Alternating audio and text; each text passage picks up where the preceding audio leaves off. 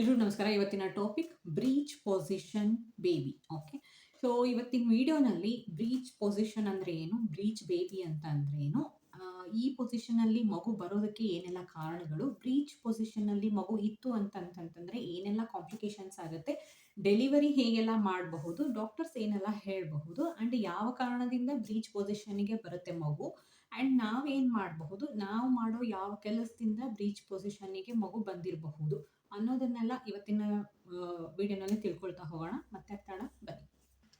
So beach position ಅಂತಂದರೆ simple ಆಗಿ ಹೇಳ್ಬೇಕಂತಂತಂದರೆ ಇದು ಯೂಟ್ರಸ್ ಅನ್ಕೊಳ್ಳಿ. ಓಕೆ, ಇದು ಯೂಟ್ರಸ್, ಇದು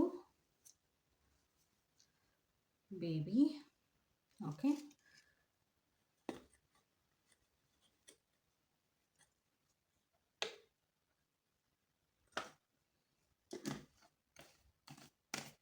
ಓಕೆ, ಇದು ಎಕ್ಸಿಟ್. ಓಕೆ, ಇದು ಎಕ್ಸಿಟ್. ಸೊ ಈ ಎಗ್ನ ಯೂಟ್ರಸ್ ಅಂತ ಕನ್ಸಿಡರ್ ಮಾಡಿದ್ರೆ ಈ ಕಾಣಿಸ್ತಾ ಇದೆಯಲ್ಲ ಮಗು, ಈ ಥರ ಪೊಸಿಷನ್ ಇತ್ತು, ಹೆಡ್ ಅಪ್ ಇತ್ತು, ಆ್ಯಂಡ್ ಕಾಲು ಬಟಾಕ್ಸ್ ಅಂತಂತಂದರೆ ಬಮ್ಸ್ ಕೆಳಗಡೆ ಇತ್ತು ಅಂತಂತಂದರೆ ಅದನ್ನು ಬ್ರೀಚ್ ಪೊಸಿಷನ್ ಅಂತ ಹೇಳ್ತಾರೆ. ಯೂಶ್ವಲ್ ಆಗಿ ಹೇಗಿರುತ್ತೆ, ಹೀಗಿರುತ್ತೆ, ಉಲ್ಟಾ. ಓಕೆ, ತಲೆ ಕೆಳಗಾಗಿರುತ್ತೆ. ಸೊ ಇದು ಎಕ್ಸಿಟ್ ಅಂತಂತಂದರೆ ಮಗುವಿನ ತಲೆ ಹಿಂಗೆ ಬಂದು ಇಲ್ಲಿಗೆ ಮಗುವಿನ ತಲೆ ಬಂದು ಹೀಗೆ ಫಿಕ್ಸ್ ಆಗಿರುತ್ತೆ. ಓಕೆ, ಈಸಿ ಟು ಡೆಲಿವರ್, ಹೀಗೆ ಫಿಕ್ಸ್ ಆಗಿರುತ್ತೆ. ನೋಡಿ ಇದು ಹೊರಗಡೆ ಬರೋದಿಲ್ಲ, ಆಯಿತಾ, ಹೊರಗಡೆ ಬರೋದಿಲ್ಲ, ಆದರೆ ಅಲ್ಲೇ ಇರುತ್ತೆ. ಓಕೆ, ಡೆಲಿವರಿ ಟೈಮ್ವರೆಗೂ ಇದು ಹೆಡ್ ಇಲ್ಲಿ ಬಂದು ಇದು ಪೆಲ್ವಿಕ್ ಏರಿಯಾ. ಓಕೆ, ಈ ಏರಿಯಾದಲ್ಲಿ ಬಂದು ಇದು ಫಿಕ್ಸ್ ಆಗಿರುತ್ತೆ, ಆದರೆ ಬೇಬಿ ಪೂರ್ತಿ ಹೊರಗಡೆ ಬಂದಿರಲ್ಲ, ಯೂಟ್ರಸ್ ಒಳಗಡೆ ಇರುತ್ತೆ, ಗರ್ಭಾಶಯದ ಒಳಗಡೆ ಇರುತ್ತೆ. ಡೆಲಿವರಿ ಟೈಮಲ್ಲಿ ಏನಾಗುತ್ತೆ, ಇದು ಓಪನಿಂಗು ಜಾಸ್ತಿ ಆಗುತ್ತೆ. ಇದು ಏನಿದೆ ಅಲ್ಲ, ಇದು ದೊಡ್ಡದಾಗಿ ಈ ಮಗು ಹೀಗೆ ಆಚೆ ಬರುತ್ತೆ. ಓಕೆ, ಅದು ನಾರ್ಮಲ್ ಡೆಲಿವರಿ. ಸೊ ಈ ಪೊಸಿಷನ್ನಲ್ಲಿ ಇತ್ತು ಮಗು, ಇದು ಎಕ್ಸಿಟ್ ಅಂತಂದರೆ ತಲೆ ಕೆಳಗಾಗಿ ಮಗು ಇತ್ತು, ಸರ್ವಿಕ್ಸ್ ಹತ್ರ ತಲೆ ಇತ್ತು ಅಂತಂತಂದರೆ ಅದಕ್ಕೆ ಸಿಫಲಿಕ್ ಪೊಸಿಷನ್ ಅಂತ ಹೇಳ್ತಾರೆ. Which is most of the ಪೀಪಲ್ಗೆ, ತುಂಬ ಜನಕ್ಕೆ ಇದು ಆಗುತ್ತೆ. ಓಕೆ, ಯಾವಾಗ ಆಗುತ್ತೆ, 32 ವೀಕ್ಸಿಂದ 36 ವೀಕ್ವರೆಗೂ 37th ವೀಕ್ವರೆಗೂ ಬರೋ ಅಷ್ಟೊತ್ತಿಗೆ ಮಗು ಈ ಪೊಸಿಷನಿಗೆ ಬಂದು ಸೆಟಲ್ ಆಗಿರುತ್ತೆ. ಓಕೆ, ಯಾವಾಗ ಮಗು ಹೀಗೆ ಬರೋ ಬದಲು ಉಲ್ಟಾ ತಲೆ ಮೇಲ್ ಮಾಡಿ ಅದ್ರ ಬಮ್ಸ್ ಕೆಳಗಡೆ ಇರುತ್ತೆ ಅಥವಾ ಕಾಲು ಕೆಳಗಡೆ ಇರುತ್ತೆ, ಅದನ್ನು ಬ್ರೀಚ್ ಪೊಸಿಷನ್ ಅಂತ ಹೇಳ್ತಾರೆ. ಓಕೆ, ಸೊ ಬ್ರೀಚ್ ಪೊಸಿಷನ್ ಅಂತಂತಂದರೆ ಇದೆ, ಯೂಟ್ರಸ್ಸಲ್ಲಿ ಗರ್ಭಾಶಯದ ಒಳಗೆ ಏನಾಗುತ್ತೆ, ಮಗುವಿನ ತಲೆ ಮೇಲ್ಭಾಗದಲ್ಲಿರುತ್ತೆ, ಆ್ಯಂಡ್ ಸರ್ವಿಕ್ಸ್ ಜಾಗದಲ್ಲಿ, ನಮ್ಮ ಸರ್ವಿಕ್ಸ್ ಭಾಗದಲ್ಲಿ ಮಗುವಿನ ಬಮ್ಸ್ ಆ್ಯಂಡ್ ಕಾಲು ಬಂದಿರುತ್ತೆ. ತಲೆ ಬರಬೇಕು, ಆದರೆ ಬಮ್ಸ್ ಆ್ಯಂಡ್ ಕಾಲು ಬಂದಿರುತ್ತೆ ಅಷ್ಟೇ. ಓಕೆ, ಅದನ್ನೇ ಬ್ರೀಚ್ ಪೊಸಿಷನ್ ಬೇಬಿ ಅಂತ ಕರೀತಾರೆ. 3 ಇಂಪಾರ್ಟೆಂಟ್ ಪೊಸಿಷನ್ ಇರೋದು. ಒಂದು ಸಿಫಲಿಕ್ ಪೊಸಿಷನ್ ಅಂತಂದರೆ ಹೆಡ್ ಡೌನ್ ಪೊಸಿಷನ್ ಅಂತಂದರೆ ಮಗುವಿನ ತಲೆ ಕೆಳಗಡೆ ಇರುತ್ತೆ. ಓಕೆ, ಅದು cephalic position. Next breech position, ಮಗುವಿನ ತಲೆ ಮೇಲ್ಗಡೆ ಇರುತ್ತೆ, exact opposite to cephalic position. And ಇನ್ನೊಂದು ಟ್ರಾನ್ಸ್ವರ್ಸ್ ಅಂತಂದರೆ ಅಡ್ಡಡ್ಡ ಇರುತ್ತೆ ಮಗು. ಓಕೆ, 3 ಪೊಸಿಷನಲ್ಲಿ, ಮೇಜರ್ 3 ಪೊಸಿಷನಲ್ಲಿ ಮಗು ಇರುತ್ತೆ ಯೂಶ್ವಲ್ ಆಗಿ. ಓಕೆ, ಸುಮಾರಷ್ಟು ಜನಕ್ಕೆ. ಸೊ ಅದರಲ್ಲಿ ನಾವಿವತ್ತು ಮಾತಾಡ್ತಾ ಇರೋದು ಬ್ರೀಚ್ ಪೊಸಿಷನ್. ಓಕೆ, ಯಾವೆಲ್ಲ ಕಾರಣಕ್ಕೆ ಮಗು ಬ್ರೀಚ್ ಪೊಸಿಷನಲ್ಲೇ ಇರುತ್ತೆ. ಯೂಶ್ವಲ್ ಆಗಿ ಎಲ್ಲ ಮಕ್ಕಳು 32 ವೀಕ್ಸ್ ಆದಮೇಲೆ ತಲೆ ಕೆಳಗೆ ಮಾಡುತ್ತೆ. ಓಕೆ, ಮಾಡಿಲ್ಲ 32 ವೀಕ್ಸ್ ಆದಮೇಲೂ ಮಾಡಿಲ್ಲ, 36 ವೀಕ್ಸ್ ಆದ್ರೂ ಮಾಡಿಲ್ಲ ಅಂತಂತಂದರೆ ಯಾವೆಲ್ಲ ಕಾರಣದಿಂದ ಮಗು ಬ್ರೀಚ್ ಪೊಸಿಷನ್ನಲ್ಲಿ ಹಾಗೆ ಉಳ್ಕೊಂಡಿದೆ, ಟರ್ನ್ ಆಗಿಲ್ಲ, ಆಗದೆ ಇರೋದಕ್ಕೆ ಏನು ಕಾರಣಗಳು ಅಂತಂತಂದರೆ, ಒಂದು ಟ್ವಿನ್ ಪ್ರೆಗ್ನೆನ್ಸಿ ಅಥವಾ ಟ್ರಿಪ್ಲೆಟ್ಸ್ ಅಥವಾ 4 ಮಕ್ಕಳಿದ್ರು ಹೊಟ್ಟೆನಲ್ಲಿ ಅಂತಂತಂದರೆ ಅಂಥ ಟೈಮಲ್ಲಿ ಹೊಟ್ಟೆನಲ್ಲಿ ಜಾಗ ಸಾಕಾಗದೆ ಈ ಥರ ಬ್ರೀಚ್ ಪೊಸಿಷನ್ನಲ್ಲಿನೇ ಮಗು ಉಳ್ಕೊಳ್ಳುವಂತಹ ಸಾಧ್ಯತೆ ಇರುತ್ತೆ. ಓಕೆ, ಆ್ಯಂಡ್ ಇನ್ನೊಂದು ನೆಕ್ಸ್ಟು, ಆಲ್ರೆಡಿ ನೀವು ಪ್ರೆಗ್ನೆಂಟ್ ಇದ್ದು ಮುಂಚೆನೂ ನಿಮಗೆ ಬ್ರೀಚ್ ಪೊಸಿಷನ್ನಲ್ಲೇ ಮಗು ಇತ್ತು ಅಂತಂತಂದರೆ ಈ ಪ್ರೆಗ್ನೆನ್ಸಿನಲ್ಲೂ ಮತ್ತೆ ತಿರ್ಗಾ ಬ್ರೀಚ್ ಪೊಸಿಷನ್ನಿಗೆ ಮಗು ಬರುವಂತಹ ಸಾಧ್ಯತೆ ಇರುತ್ತೆ. Next two little amniotic fluid and two more amniotic fluid ಅಂತಂದರೆ ಮಗುವಿನ ಸುತ್ತ ಇರುವಂತಹ ನೀರು ತುಂಬ ಕಮ್ಮಿ ಇತ್ತು ಅಂತಂತಂದ್ರೂ ಬ್ರೀಚ್ ಪೊಸಿಷನಲ್ಲಿ ಮಗು ಉಳ್ಕೊಳ್ಳುತ್ತೆ, ಆ್ಯಂಡ್ ತುಂಬ ಜಾಸ್ತಿ ಇದ್ರೂ ಈ ಥರ ಆಗುವಂತಹ ಸಾಧ್ಯತೆ ಇರುತ್ತೆ. ನೆಕ್ಸ್ಟ್ ರೀಸನು, ಫೈಬ್ರಾಯ್ಡ್ಸ್ ಏನಾದರೂ ಇತ್ತು ಯೂಟ್ರಸಲ್ಲಿ, ಫೈಬ್ರಾಯ್ಡ್ಸ್ ಏನಾದರೂ ಇತ್ತು, ತುಂಬ ದೊಡ್ಡ ದೊಡ್ಡ ಫೈಬ್ರಾಯ್ಡ್ಸ್ ಇತ್ತು ಅಂತಂತಂದರೆ ಅದರಿಂದನೂ ಕೂಡ ಈ ಥರ ಆಗುವಂತಹ ಸಾಧ್ಯತೆ ಇರುತ್ತೆ. ಯೂಶ್ವಲ್ ಆಗಿ ಪ್ರೆಗ್ನೆನ್ಸಿನ ಅಫೆಕ್ಟ್ ಮಾಡೋದಿಲ್ಲ, ಆದರೆ ಕೆಲವೊಂದಿಷ್ಟು ತುಂಬ ದೊಡ್ಡ ಫೈಬ್ರಾಯ್ಡ್ಸ್ ಇದ್ದು ಅದನ್ನು ರಿಮೂವ್ ಮಾಡೋದಕ್ಕೆ ಬರೋದಿಲ್ಲ ಅನ್ನುವಂತಹ ಸಂದರ್ಭ ಇತ್ತು, ಅಥವಾ ನೀವು ಪ್ರೆಗ್ನೆಂಟ್ ಆದಮೇಲೆ ಫೈಬ್ರಾಯ್ಡ್ ಇದೆ ಅನ್ನೋದೇನಾದರೂ ಗೊತ್ತಾಯಿತು ಅಂತಂತಂದರೆ ಅಂತಹ ಟೈಮಲ್ಲಿ ಫೈಬ್ರಾಯ್ಡ್ ರಿಮೂವ್ ಮಾಡೋದಕ್ಕಾಗೋದಿಲ್ಲ. ಯಾಕಂತಂದರೆ ಮಗುಗೆ ತೊಂದರೆ ಆಗುವಂತಹ ಸಾಧ್ಯತೆ ಇರುತ್ತೆ ಅಂತಂತ ಹೇಳಿ ಫೈಬ್ರಾಯ್ಡ್ನ ತೆಗಿಯಕ್ಕೆ ಹೋಗಿರಲ್ಲ. Okay, so at the time ಮಗುನೂ ಇರುತ್ತೆ, ಫೈಬ್ರಾಯ್ಡು ಇರುತ್ತೆ. ಆ ಥರ ಏನಾದರೂ ಕಂಡೀಷನ್ ಇತ್ತು ಅಂತಂತಂದ್ರೂ ಕೂಡ ಮಗು ಬ್ರೀಚ್ ಪೊಸಿಷನಲ್ಲೇ ಇರುತ್ತೆ. ಆ್ಯಂಡ್ ಸೆಪ್ಟಮ್ ಏನಾದರೂ ಇತ್ತು ಅಂತಂದರೆ, ಸೆಪ್ಟಮ್ಗೆ ಬೆಸ್ಟ್ ಎಕ್ಸಾಂಪಲ್ ಅಂತಂತಂದರೆ ನಮ್ಮ ಮೂಗ್ ಮೇಲೆ ಇರುವಂತಹ ಇದು, ಓಕೆ, ಇದೇನು ನೋಸ್ ಬೋನ್ ಇದೆಯಲ್ಲ ಅದು, ಇದೇನು ಮಾಡುತ್ತೆ ಹೇಳಿ, ಈ ಕಡೆ ಸಪ್ರೇಟ್ ಮಾಡುತ್ತಲ್ವ, ಹಾಗೆಯೇ ಸೆಪ್ಟಮ್ ಅಂತಂದರೆ ಒಂದು ಗೋಡೆ ಥರ. ಓಕೆ, ಅದು ನಮ್ಮ ಗರ್ಭಾಶಯದ ಒಳಗಡೆಗೆ ಇತ್ತು ಮತ್ತು ನಿಮಗೆ ಗೊತ್ತಿರಲಿಲ್ಲ ಅಂತಂತಂದರೆ, ಯೂಶ್ವಲಾಗಿ ಸೆಪ್ಟಮ್ ಇತ್ತು ಅಂತಂತಂದರೆ ಮಗುವಿನ ಬೆಳವಣಿಗೆಗೆ ತೊಂದರೆ ಆಗುತ್ತೆ ಅಂತ ಹೇಳಿ ಸೆಪ್ಟಮ್ನ ರಿಮೂವ್ ಮಾಡ್ತಾರೆ. ಓಕೆ, ಗೊತ್ತಿರಲಿಲ್ಲ ಆ್ಯಂಡ್ ನೀವು ಆಲ್ರೆಡಿ ಕನ್ಸೀವ್ ಆಗಿದ್ದೀರಾ ಆ್ಯಂಡ್ ಮಗು ಬ್ರೀಚ್ ಪೊಸಿಷನಲ್ಲಿ ಇದೆ ಅಂತಂದವಾಗ ಇದು ಬೆಳಕಿಗೆ ಬರಬಹುದು. And irregular shape of uterus, ಬೇರೆ ಏನಾದರೂ ಇರ್ರೆಗ್ಯುಲರ್ ಶೇಪ್, ಯೂಟ್ರಸ್ ಯೂಶ್ವಲಿ ಯಾವ ಶೇಪಲ್ಲಿ ಇರಬೇಕು ಆ ಶೇಪ್ ಬಿಟ್ಟು ಬೇರೆ ಬೇರೆ ಶೇಪಲ್ಲಿ ಏನಾದರೂ ಇತ್ತು ಅಂತಂತಂದ್ರೂ ಕೂಡ ಮಗು ಬ್ರೀಚ್ ಪೊಸಿಷನಲ್ಲೇ ಉಳ್ಕೊಂಡಿರಬಹುದು. ಇದನ್ನು ಬಿಟ್ಟು ಬೇರೆ ಯಾವುದಾದ್ರೂ ಕಾಂಪ್ಲಿಕೇಶನ್ ಇತ್ತು ಯೂಟ್ರಸ್ ರಿಲೇಟೆಡ್ ಅಂತಂತಂದರೆ ಅಂತಹ ಟೈಮಲ್ಲೂ ಕೂಡ ಮಗು ಬ್ರೀಚ್ ಪೊಸಿಷನಲ್ಲೇ ಉಳಿಯುವಂತಹ ಸಾಧ್ಯತೆ ಇರುತ್ತೆ. ನೆಕ್ಸ್ಟು ಪ್ಲೆಸೆಂಟಾ ಪ್ರೀವಿಯಾ ಅಂತಂತಂದರೆ ಪ್ಲೆಸೆಂಟಾ ಗರ್ಭಾಶಯದ ಒಳಗೆ ಅಂಟ್ಕೊಂಡಿರುತ್ತೆ, ಅದೇ ಮಗುವಿಗೂ ನಮಗೂ ಮಧ್ಯ ಇರುವಂತಹ ಕೊಂಡಿ. ಓಕೆ, ಸೊ ಇದೇನಾದರೂ ಪ್ಲೆಸೆಂಟಾ ಏನಾದರೂ ಸರ್ವಿಕ್ಸ್ನ ಕವರ್ ಮಾಡಿದೆ, ಸರ್ವಿಕ್ಸೇ ಎಕ್ಸಿಟ್ ಪಾಯಿಂಟ್. ಓಕೆ, ಸೊ ಮಗು ಆಚೆ ಬರೋದಕ್ಕೆ ಜಾಗ, ಓಕೆ, ಬಾಗಿಲು, ಅದನ್ನೇನಾದರೂ ಕಂಪ್ಲೀಟಾಗಿ ಪ್ಲೆಸೆಂಟಾಗಿ ಕವರ್ ಮಾಡಿಬಿಟ್ಟಿತ್ತು ಅಂತಂತಂದರೆ ಅಂತಹ ಟೈಮಲ್ಲೂ ಕೂಡ ಮಗು ಬ್ರೀಚ್ ಪೊಸಿಷನಲ್ಲಿ ಇರುವಂತಹ ಸಾಧ್ಯತೆ ಇರುತ್ತೆ. ಓಕೆ, ಈ ಪ್ಲೆಸೆಂಟಾ ಆ್ಯಂಟೀರಿಯರ್ ಪ್ಲೆಸೆಂಟಾ ಇರಬಹುದು ಅಥವಾ ಪೋಸ್ಟೀರಿಯರ್ ಪ್ಲೆಸೆಂಟಾ ಇರಬಹುದು. ಇನ್ನು ಕೆಲವೊಂದಿಷ್ಟು ಜನರಲ್ಲಿ ಈ ಥರ ಪ್ಲೆಸೆಂಟಾ ಪ್ರೀವಿಯಾ ಆಗಿರುವಂಥ ಸಾಧ್ಯತೆ ಇರುತ್ತೆ. ಯಾರಿಗೆಲ್ಲ ಪ್ಲೆಸೆಂಟಾ ಪ್ರೀವಿಯಾ ಇರುತ್ತೆ ಅಂಥವ್ರಿಗೆ ಎಲ್ಲರಿಗೂ ಬ್ರೀಚ್ ಪೊಸಿಷನ್ನಲ್ಲೇ ಇರುತ್ತೆ ಮಗು ಅಂತ ಏನಲ್ಲ, ಆದರೆ ಪ್ಲೆಸೆಂಟಾ ಪ್ರೀವಿಯಾ ಇದ್ದವಾಗ ಕೆಲವೊಂದಿಷ್ಟು ಟೈಮಲ್ಲಿ ಮಗು ಬ್ರೀಚ್ ಪೊಸಿಷನ್ನಲ್ಲೇ ಉಳ್ಕೊಳ್ಳೋ ಅಂತಹ ಸಾಧ್ಯತೆ ಇದೆ. ಮೋಸ್ಟ್ ಇಂಪಾರ್ಟೆಂಟ್ ರೀಸನ್ನು, ಮಗುವಿಗೆ ಏನಾದರೂ ತೊಂದರೆ ಇತ್ತು, ಕಾನ್ಜೆನಿಟಲ್ ಪ್ರಾಬ್ಲಮ್ ಏನಾದರೂ ಇತ್ತು ಅಂತಂದ್ರೂ ಕೂಡ ಮಗು ತಿರುಗಿರೋದಿಲ್ಲ.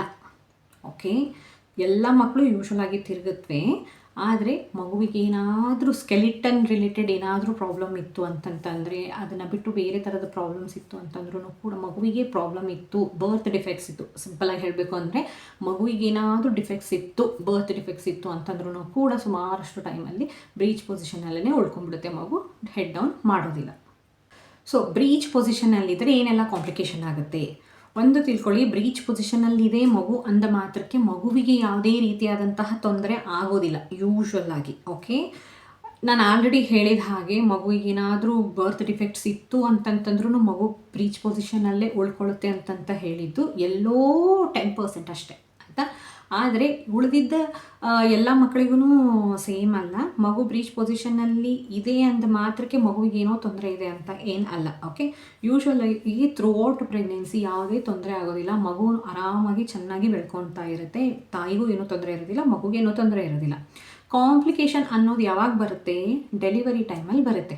ಓಕೆ, ಯಾವಾಗ ತಲೆ ಕೆಳಗಡೆ ಇರುತ್ತೆ ಆವಾಗ ಹೋಲ್ ಮಗುವನ್ನ ಹೊರಗಡೆ ತೆಗೆಯೋದಕ್ಕೆ ಸಾಧ್ಯ ಆಗುತ್ತೆ. ಆದರೆ ಯಾವಾಗ ತಲೆ ಮೇಲ್ಗಡೆ ಇರುತ್ತೆ, ಬಮ್ಸ್ ಆ್ಯಂಡ್ ಕಾಲ್ ಕೆಳಗಡೆ ಇತ್ತು ಅಂತಂತಂದರೆ ಅಂತಹ ಟೈಮಲ್ಲಿ ವೆಜೈನಲ್ ಡೆಲಿವರಿ ಮಾಡೋದಕ್ಕೆ ಸಾಧ್ಯ ಆಗೋದಿಲ್ಲ. ಆ ಥರ ಮಾಡಿದ್ರು ಅಂತಂತಂದರೆ ಯೂಶ್ವಲ್ ಆಗಿ ಏನಾಗುತ್ತೆ, ಕಾಲು ಕೈ ಡಿಸ್ಲೊಕೇಟ್ ಆಗುವಂತಹ ಸಾಧ್ಯತೆ ಇರುತ್ತೆ. ಮಗುವಿನ ಬೋನ್ಸು ತುಂಬ ಎಳೆ ಬೋನ್ಸ್ ಇರುತ್ತಲ್ಲ, ಸೊ ಎಳೆ ಮೂಳೆಗಳಿರುತ್ತಲ್ಲ ಅವು ಬ್ರೇಕ್ ಆಗುವಂತಹ ಸಾಧ್ಯತೆ ಇರುತ್ತೆ, ಡಿಸ್ಲೊಕೇಟ್ ಆಗುವಂತಹ ಸಾಧ್ಯತೆ ಇರುತ್ತೆ, ಅಥವಾ ಮಗುವಿನ ತಲೆ ಸಿಕ್ಕಾಕೊಳ್ಳುವಂತಹ ಸಾಧ್ಯತೆ ಇರುತ್ತೆ ಆ್ಯಂಡ್ ಅದರಿಂದ ಹೆಡ್ ಇಂಜುರಿ ಆಗುವಂತಹ ಸಾಧ್ಯತೆ ಇರುತ್ತೆ. ಇಲ್ಲ ಅಂಬಿಲಿಕಲ್ ಕಾರ್ಡ್ ಅಂತಂತಂದರೆ ಏನು ಮಗುವಿನ ಕರುಳು ಬಳ್ಳಿ ಏನಿರುತ್ತಲ್ಲ, ಸಪ್ಲೈ ಏನಿರುತ್ತೆ ತಾಯಿಗೂ ಮಗುವಿಗೂ ಏನು ಸಪ್ಲೈ ಇರುತ್ತಲ್ಲ ಆ ಪೈಪ್ ಅದು ಫ್ಲ್ಯಾಟ್ ಆಗುವಂಥದ್ದು. ಅಂದರೆ ಈ ಪ್ರಾಸೆಸ್ಸಲ್ಲಿ ಆ ಪೈಪು ಫ್ಲ್ಯಾಟ್ ಆಯಿತು ಅಂತಂತಂದರೆ ಮಗುವಿಗೆ ಆಕ್ಸಿಜನ್ ಸಪ್ಲೈ ಕಟ್ ಆಗಿಬಿಡುತ್ತೆ. ಓಕೆ, ಸೊ ಕಟ್ಟಾದವಾಗ ಮಗುವಿನ ತಲೆಗೆ ಬ್ರೈನ್ಗೆ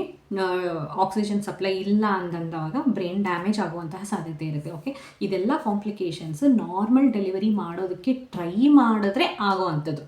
ಓಕೆ, ಸೊ ಎಲ್ಲರಿಗೂ ಏನು ಬೇರೆ ಯಾವುದೇ ರೀತಿಯಾದಂತಹ ಕಾಂಪ್ಲಿಕೇಶನ್ಸ್ ಇರೋದಿಲ್ಲ. ಮಗು ಆರಾಮಾಗೆ ಬೆಳ್ಕೊಳ್ಳುತ್ತೆ, ಏನೂ ತೊಂದರೆ ಇರೋದಿಲ್ಲ ಯೂಶ್ವಲ್ ಆಗಿ. ಓಕೆ, ಸೊ ಇಷ್ಟೆಲ್ಲ ಕಾಂಪ್ಲಿಕೇಶನ್ಸ್ ಆಗುತ್ತೆ ಅಲ್ವಾ.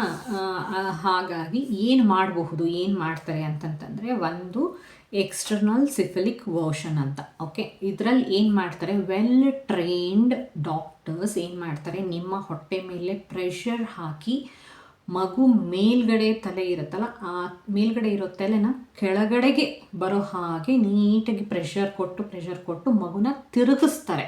ಓಕೆ, ರೊಟೇಟ್ ಮಾಡ್ತಾರೆ, ಮಗುನ ರೊಟೇಟ್ ಮಾಡ್ತಾರೆ, ಮೇಲ್ಗಡೆ ತಲೆ ಇರೋದನ್ನ ಕೆಳಗಡೆ ತೊಗೊಂಬರ್ತಾರೆ.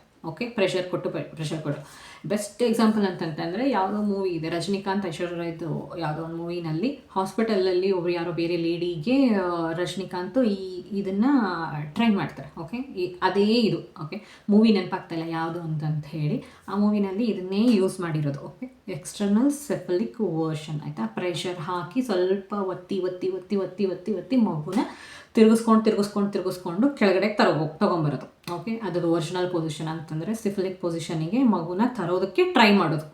ಓಕೆ, ಇದರ ಜೊತೆಗೆ ಬರೀ ಅದನ್ನು ಮಾಡೋದಕ್ಕೆ ಒಂದು ಲೇಡಿನೂ ಲೇಡಿ ಅಂತಂತಂದರೆ ಯಾರು ಪ್ರೆಗ್ನೆಂಟ್ ಇರ್ತಾರಲ್ಲ ಅವರ ಸಹಕಾರ ಕೂಡ ತುಂಬಾ ಮುಖ್ಯ. ಆ್ಯಂಡ್ ಅವರ ದೇಹ ಸ್ಥಿತಿ, ಅವರ BP ಆಗಿರಬಹುದು, ಬೇರೆ ಎಲ್ಲನೂ ನಾರ್ಮಲ್ ಆಗಿತ್ತು, ಅವರು ಕೋಆಪ್ರೇಟಿವ್ ಅನ್ನೋ ವರ್ಡ್ ನೆನಪಾಗಲಿಲ್ಲ.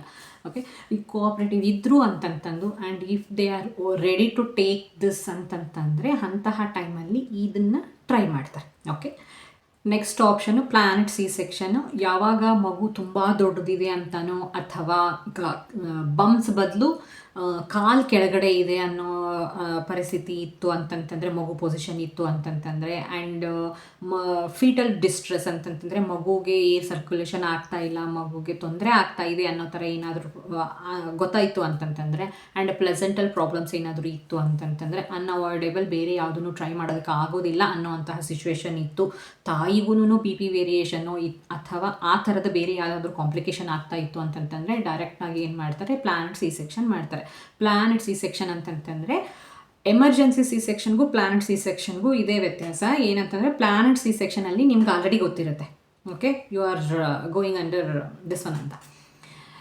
ಎಮರ್ಜೆನ್ಸಿ C-ಸೆಕ್ಷನ್ ಅಂತಂತಂದರೆ ನಾರ್ಮಲ್ ಡೆಲಿವರಿಗೆಲ್ಲ ಟ್ರೈ ಮಾಡ್ತಾ ಇರ್ತಾರೆ, ನಥಿಂಗ್ ಈಸ್ ವರ್ಕಿಂಗ್ ಅಂತ ಗೊತ್ತಾದ ತಕ್ಷಣ ಇಮಿಡಿಯೇಟಾಗಿ ಪರ್ಮಿಷನ್ ತೊಗೊಂಡು ಅವಾಗಲೇ C-ಸೆಕ್ಷನ್ ಮಾಡಿ ಮಗುನ ಆಚೆ ತೆಗೆಯೋದು, ಅದು ಎಮರ್ಜೆನ್ಸಿ C-ಸೆಕ್ಷನ್. ಓಕೆ, ಪ್ಲಾನೆಟ್ C-ಸೆಕ್ಷನ್ ಅಂತಂದರೆ ಇಂಥ ದಿವಸ ಕುಯ್ಸ್ಕೊತೀನಿ ಅಂತಂತ ಹೇಳಿ ಪ್ಲ್ಯಾನ್ ಮಾಡಿ ಡೇಟ್ ಬುಕ್ ಮಾಡಿ ಅವತ್ತಿನ ದಿವಸ ಹೋಗಿ ಅಡ್ಮಿಟ್ ಆಗ್ತೀವಲ್ಲ, ಅದು ಪ್ಲಾನೆಡ್.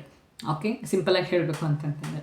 ಸೊ ಈ ಥರ ಮಗುಗೇನಾದರೂ ಫಿಟಲ್ ಡಿಸ್ಟ್ರೆಸ್ ಆಗಿರ್ಬೋದು, ತಾಯಿಗೇನಾದರೂ ತೊಂದರೆ ಆಗ್ತಾ ಇತ್ತು ಅಂತಂತಂದರೆ ಅಂಥ ಟೈಮಲ್ಲಿ ಪ್ಲೆಸೆಂಟಲ್ ಪ್ರಾಬ್ಲಮ್ಸ್ ಏನಾದರೂ ಇತ್ತು ಅಂತಂದು, ಮಗು ತುಂಬ ಬಿಗ್ ಬೇಬಿ ಇದೆ, ನಾವೇನು ಟ್ರೈ ಮಾಡೋದಕ್ಕೆ ಆಗೋದೇ ಇಲ್ಲ ಅನ್ನೋ ಥರ ಇತ್ತು, ಆ್ಯಂಡ್ ಮಗುವಿನ ಬಂಪ್ಸ್ ಕೆಳಗಡೆ ಇತ್ತು ಅಂತಂತಂದರೆ then also doctors will try for normal delivery. Okay, ಆದರೆ ಕಾಲೇ ಕೆಳಗಡೆ ಇದೆ ಅಂತಂತಂತಂದರೆ ಅಂತಹ ಟೈಮಲ್ಲಿ ಇಟ್ ಇಸ್ ಮೋರ್ ರಿಸ್ಕಿ ಅಂತಂತೇಳಿ ಅನ್ನಿಸ್ತು ಅಂತಂತಂದರೆ ಡಾಕ್ಟರ್ಸ್ ಏನು ಮಾಡ್ತಾರೆ, C-ಸೆಕ್ಷನ್ನ ಮಾಡ್ತಾರೆ. ಇನ್ನು ಕೆಲವೊಂದಿಷ್ಟು ಟೈಮಲ್ಲಿ vaginal breach delivery, normal delivery ಕೂಡ ಮಾಡೋದಕ್ಕೆ ಟ್ರೈ ಮಾಡ್ತಾರೆ. ಯಾವಾಗ ಅಂತಂತಂದರೆ, ಒಂದು ಬೇಬಿ ಫ್ರ್ಯಾಂಕ್ಸ್ ಪೊಸಿಷನ್ ಅಂತಂತಂದರೆ ಕಾಲು ಮೇಲ್ಗಡೆ ಇದು ಬಂಪ್ಸ್ ಕೆಳಗಡೆ ಇರುತ್ತೆ. ಓಕೆ, ಸೊ ಈ ಥರ ಪೊಸಿಷನಲ್ಲಿ ಏನಾದರೂ ಮಗು ಇತ್ತು ಅಂತಂತಂದರೆ ಅಂತಹ ಟೈಮಲ್ಲೂ ವೆಜೈನಲ್ ಡೆಲಿವರಿ ಮಾಡೋದಕ್ಕೆ ಟ್ರೈ ಮಾಡ್ತಾರೆ. Still it is considered as a breech position, ಆದರೆ ನಾರ್ಮಲ್ ಡೆಲಿವರಿನ ಟ್ರೈ ಮಾಡ್ಬೋದು ಅಂತ. ಓಕೆ, ನೆಕ್ಸ್ಟು ಮಾಮ್ಗೆ ಪೆಲ್ವಿಕ್ ಏರಿಯಾನಲ್ಲಿ ಅಡಕ್ವೇಟ್ ಸ್ಪೇಸ್ ಇದು ಅಂದರೆ ಸಫಿಷಿಯಂಟ್ ಇನಫ್ ಸ್ಪೇಸ್ ಇತ್ತು ಅಂತಂತಂದ್ರೂ ಕೂಡ ಇದನ್ನು ಮಾಡೋದಕ್ಕೆ ಟ್ರೈ ಮಾಡ್ತಾರೆ. ಆ್ಯಂಡ್ ಬೇರೆ ಯಾವುದೇ ರೀತಿಯಾದಂತಹ ಕಾಂಪ್ಲಿಕೇಶನ್ ಇಲ್ಲ, ಮಗುವಿಗೂ ಏನೂ ಕಾಂಪ್ಲಿಕೇಶನ್ ಇಲ್ಲ, ತಾಯಿಗೂ ಬೇರೆ ಯಾವುದೇ ಕಾಂಪ್ಲಿಕೇಶನ್ ಇಲ್ಲ ಅಂತಂತಂದರೆ ಅಂತಹ ಟೈಮಲ್ಲಿ ಇದನ್ನು ಟ್ರೈ ಮಾಡ್ತಾರೆ. And when baby is not two large, not too small ಅನ್ನೋ ಥರ ಇದ್ದು ಇಟ್ಸ್ ಗುಡ್, ನಾವು ಟ್ರೈ ಮಾಡಬಹುದು ಅನ್ನೋ ಅಂತಹ ಬೇಬಿ ವೇಟ್ ಇತ್ತು ಅಂತಂತಂದರೆ ಅಂತಹ ಟೈಮಲ್ಲಿ ವೆಜೈನಲ್ ಬ್ರೀಚ್ ಡೆಲಿವರಿ ಮಾಡೋದಕ್ಕೆ ಟ್ರೈ ಮಾಡ್ತಾರೆ. ಓಕೆ, ಇಲ್ಲ ಅಂತಂತಂದರೆ ಟೂ ಬಿಗ್ ಇತ್ತು, ನಮಗೆ ಆಪ್ರೇಟ್ ಮಾಡೋದಕ್ಕೆ ಆಗೋದಿಲ್ಲ, ಡೆಲಿವರಿ ಮಾಡೋದಕ್ಕೆ ಆಗೋದಿಲ್ಲ ಅನ್ನೋ ಅಂತಹ ಹಿಂಟ್ ಗೊತ್ತಾಯಿತು ಅಂತಂತಂದರೆ, ಡಾಕ್ಟರ್ಸಿಗೆ ಕಂಡು ಬಂತು ಅಂತಂತಂದರೆ ಏನು ಮಾಡ್ತಾರೆ, ಪ್ಲಾನೆಟ್ C-ಸೆಕ್ಷನ್ ಮಾಡ್ತಾರೆ. ಬ್ರೀಚ್ ಪೊಸಿಷನಲ್ಲಿ ಇರೋಂತಹ ಮಗುಗೆ ಏನಾದರೂ ತೊಂದರೆ, ಹೆಲ್ತ್ ಪ್ರಾಬ್ಲಮ್ಸ್ ಏನಾದರೂ ಆಗುತ್ತಾ just because of breach position ಅಂತ ಕೇಳಿದ್ರೆ ಖಂಡಿತವಾಗ್ಲೂ ಇಲ್ಲ. ಆ ಪೊಸಿಷನ್ನಲ್ಲಿ ಇದ್ದ ಮಾತ್ರಕ್ಕೆ ಮಗುವಿನ ಬೆಳವಣಿಗೆಗಾಗಲಿ ಬೇರೆ ಯಾವುದೇ ರೀತಿಯಾದಂತಹ ಪ್ರಾಬ್ಲಮ್ ಆಗೋದಿಲ್ಲ ಮಗುಗೆ.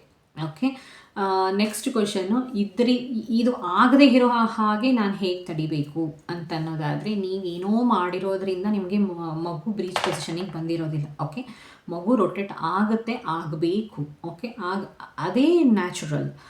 ಆಗ್ತಾ ಇಲ್ಲ ಅಂತಂತಂದರೆ ಇಟ್ಸ್ ಫೈನ್, ಬೇರೆ ಆಪ್ಷನ್ಸ್ ಇದೆ. ನೀವೇನೋ ಮಾಡಿರೋದ್ರಿಂದ ಮಗು ಬ್ರೀಚ್ ಪೊಸಿಷನಿಗೆ ಬಂದು ಕೂತ್ಕೊಂಡಿದೆ ಅನ್ನೋ ಅಂತಹ ಗಿಲ್ಟ್ ತೊಗೊಳೋದಕ್ಕೆ ಹೋಗಬೇಡಿ. It is quite natural. Okay, ಇದ್ರ ಬಗ್ಗೆ ಮತ್ತೇನಾದರೂ ಡೌಟ್ಸ್ ಇತ್ತು ಅಂತಂತಂದರೆ ಕಮೆಂಟ್ ಬಾಕ್ಸಲ್ಲಿ ತಿಳಿಸಿ, ಖಂಡಿತವಾಗ್ಲೂ ಉತ್ತರ ಕೊಡೋದಕ್ಕೆ ಟ್ರೈ ಮಾಡ್ತೀನಿ. ಈ ವಿಡಿಯೋ ನಿಮಗೆ ಇನ್ಫಾರ್ಮೇಟಿವ್ ಅಂತ ಅನ್ನಿಸು ಅಂದರೆ ಲೈಕ್ ಮಾಡಿ, ಕಮೆಂಟ್ ಮಾಡಿ ಆ್ಯಂಡ್ ಶೇರ್ ಮಾಡಿ. ನನ್ನ ಚಾನಲ್ನ ಸಬ್ಸ್ಕ್ರೈಬ್ ಕೂಡ ಮಾಡಿ. ಧನ್ಯವಾದ.